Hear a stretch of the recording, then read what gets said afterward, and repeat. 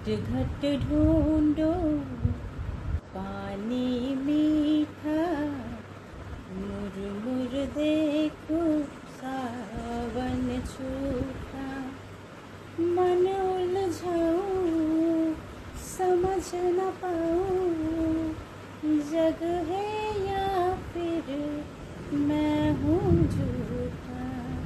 झूठे सब मुख है,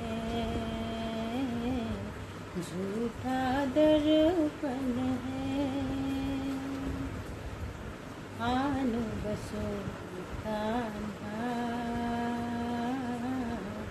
बीते इस मन में।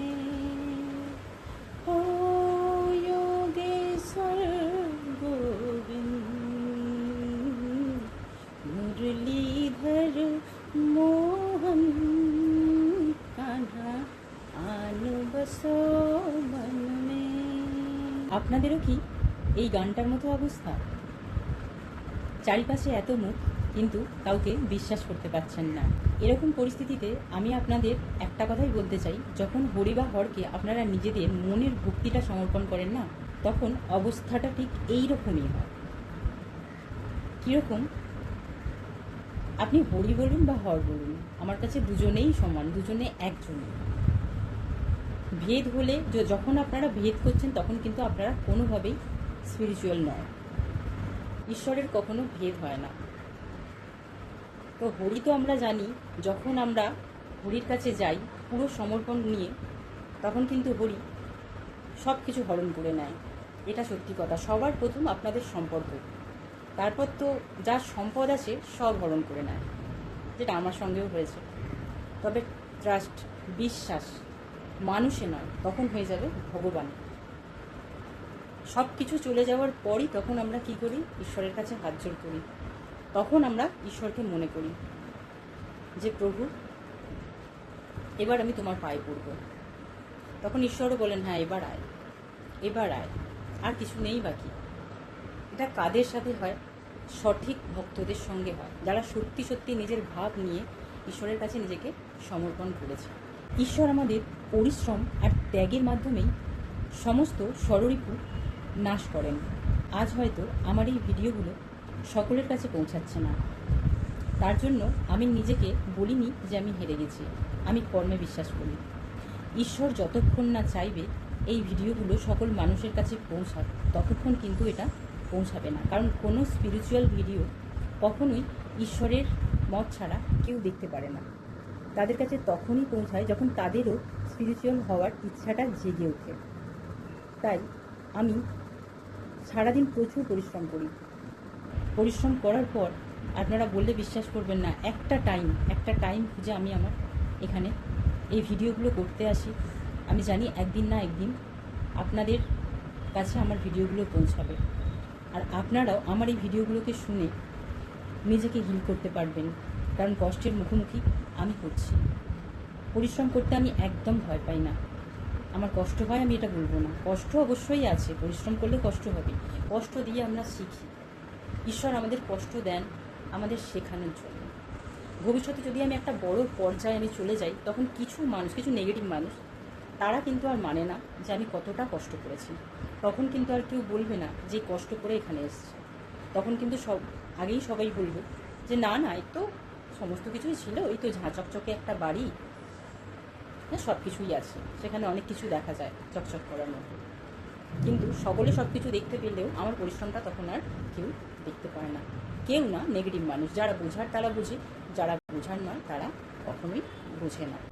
তো আমি আপনাদেরকে বলবো, পরিস্থিতি যাই হোক না কেন, সুখ দুঃখ একে অপরের সাথে। সুখ দুঃখকে আমাদের ব্যালেন্স করতে হয়, ব্যালেন্সে আনতে হয়। কারণ যদি আমি দুঃখটা ধরে বসে থাকি, তাহলে সারা জীবন আমি দুঃখ নিয়েই পড়ে থাকবো। আর যদি আমি সুখকে নিয়ে খুব আনন্দ করে ফেলি, তাহলে সেটা হয়ে যাবে আমার মোহ। সেখানে কিন্তু আর কোনো সুখ থাকে না। যখন আপনি আপনার দুঃখকে আপনার শক্তি বানিয়ে নেন, একটু কাঁদার পরে আপনার মনে হয় যে না, আমি আর চোখের জল ফেলবো না, এটাই হয়ে যায় সব থেকে বড় শক্তির পর্যায়। তখন কিন্তু আমরা সেই ঈশ্বরীয় শক্তি অর্জন করতে পারি। না, আমাদের কোনো ধরনের দুঃখ চাই না, আর সুখও আমরা ব্যালেন্স করে নিতে পারবো। সুখের সময় আমরা অতিরিক্ত হই হই করে উঠব না, সুখটাও ভিতর ভিতর অনুভব করব, আর দুঃখটাও আমাদের ভিতরে চাপা দিয়ে আমরা নিজের শক্তি তৈরি করব। হরি আর হরের কাছে তাদের প্রকৃত ভক্ত সমর্পণ করলে টেস্ট তো জবরদস্ত দিতেই হবে আপনাদের, টেস্ট তো হবেই, আর ভয়ঙ্কর টেস্ট হবে। সমস্ত কিছুকে অতিক্রম করেই আপনাদের লড়াই জিততে হবে, একদম অর্জুনের মতো করে। আমিও আমার লড়াইটা হারিনি, কারণ আমাদের মতো সাধারণদের মধ্যেই অর্জুন থাকে আর পার্বতী থাকে। মা পার্বতী কী ছিলেন? মা পার্বতী খুব সাধারণ ছিলেন, একজন সাধারণ নারী ছিলেন। তিনি যদি করতে পারেন, আমরা কেন পারবো না? তিনি যদি এই জার্নি কমপ্লিট করে তার নিজের আসল শক্তিতে সে আসতে পারেন, তাহলে আমরা কেন পারবো না? নিশ্চয়ই পারবো। ঈশ্বর আমাদের সেভাবেই তৈরি করেছেন যাতে আমরা ঈশ্বরকে জিতে নিতে পারি। আমার জীবনে সব থেকে বড় সত্যি কি জানেন তো? আপনারা জানি না বিশ্বাস করবেন কি, সব থেকে বড় সত্যি হচ্ছে যে ছোটো থেকেই আমার মধ্যে কোনো দিন টাকা পয়সা বা সম্পদের কোনো রকম আকর্ষণ ছিল না। এখনও পর্যন্ত আমি টাকাকে ছুঁতে জানি না কেন আমার খুব ভয় পায়, আর আমার একদম টাকা ভালো লাগে না। তা বলে আমি এটা বলবো না আমাদের লাইফে টাকার প্রয়োজন নেই। ঈশ্বর যখন আমি যখন ঈশ্বরকে পাই, তখন ঈশ্বর আমাকে শেখান যে টাকা যদি শক্তি হয় তাহলে টাকা করতে হবে, কিন্তু টাকার প্রতি কোনো মোহ বা আকর্ষণ যাতে না থাকে। আমার মধ্যে এটা বরাবরই ছিল যে টাকার প্রতি আমার কোনো দিন কোনো আকর্ষণ ছিল না, কি আকর্ষণ নেই। আর ঈশ্বর যখন শেখান তখন আমি বুঝতে পারি যে না, আমার লড়াইটাই হচ্ছে এখানে অধিকারের লড়াই, কারণ আমার লড়াইয়ে আমাকে অধিকারই দেওয়া হয়নি সবার আগে। সেই জন্য ঈশ্বর আমাকে শিখিয়েছেন, আমার শ্রীকৃষ্ণ আমাকে শিখিয়েছেন, লড়াই টাকাই যদি শক্তি হয় তাহলে টাকা করতেই হবে, তার জন্য লড়তেই হবে, খাটতেই হবে, পরিশ্রম করতেই হবে। আর ঈশ্বরের জন্য, ঈশ্বরের পথে চলার জন্য আমি সব কিছু করতে পারি। ঈশ্বর যদি বলেন এক্ষুনি এসে আমাকে প্রাণ দিতে হবে, আমি সেটাই করতে পারবো এই মুহূর্তে। আপনারা এটা বললেও বিশ্বাস করবেন না আমার মধ্যে কি অপরিসীম ধৈর্য আছে। আমি আজ থেকে পরিশ্রম করছি না। আপনারা যদি, জানি না আপনাদের কাছে মেসেজটা কবে পৌঁছাবে বা কখন পৌঁছাবে, সেই মুহূর্তে হয়তো আমার ফলোয়ার অনেক বেড়ে গেছে, কিন্তু যে মুহূর্তে আমি এখন বসে আপনাদের বলছি সেই মুহূর্তে আমার চ্যানেলে সেরকম কোনো ভিউই নেই। কিন্তু আমার ধৈর্য যে না, আমার বিশ্বাস ঈশ্বরের উপর, আমি পারবো, হবে, কারণ ঈশ্বর সাক্ষাৎ আমার সাথে আছে। আমার আর কী চাই, এরপর আর কী বিশ্বাসের দরকার? আমার কোনো নেগেটিভিটি আসে না।